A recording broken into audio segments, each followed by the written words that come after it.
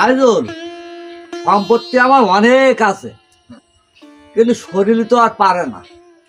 তা কি করবো, এবার বসে বসে খাবো? চাচা, আপনার তো আল্লাহ দিলি অনেক কিছু আছে, আরো দুটো ছেলেও আছে, তা আপনি বসে খাবেন না, তা খাবে কেটা?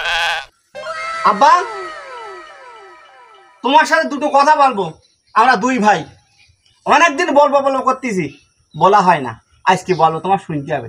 তা বাপজান, তুমি কি বলবো বলো, কি বলতে চাও? আব্বা, কথাটা হলো এই,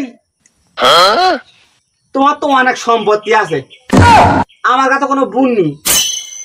তা আমরা দুই ভাই তো বড় হয়েছি, এবার আমার দুই ভাই নামে তুমি লিখে দাও সম্পত্তি টুকুন। তা বাবা, আমিও চিন্তা করছিলাম, তাই একটু আগে আজমির সাথে এই কথাটা বলছিলাম যে তোদের নামে লিখে দেওয়ার জন্য। তাই আব্বা, কখন দেবা? কালীগঞ্জে যেতে হবে লিখতি, কখন যাবা বলো? তাহলে তোরা দুই ভাই এক কাজ কর, ওই গইলি 4টে গরু আছে না, তুই ঘাস কেটে খাওয়াবি, আর ও দেবে তাই, আর আমি বসে বসে দুধ খাবো। বাবা, আরো একটু শোন, পুকুর বোধহয় মাছ আছে না, তুই মাছ মারবি, আর ও কেটে রান্না করে দেবে, আমি ওই মাছ বসে বসে খাবো।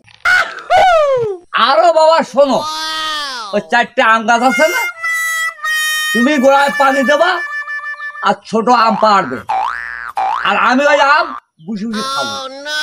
আব্বা, তাহলে আমি একটা কথা বলি। ছোট তুই চুপ কর, আমি বলতিস। আব্বা, আমার একটা কথা তোমার শুনতে হবে।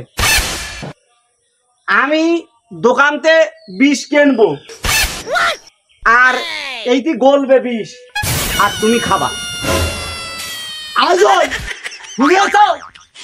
নিজে দুটো ছেলে কি কথা বলতেছে, আমার বিশ্বাস আজল, এটা ধরো আজল।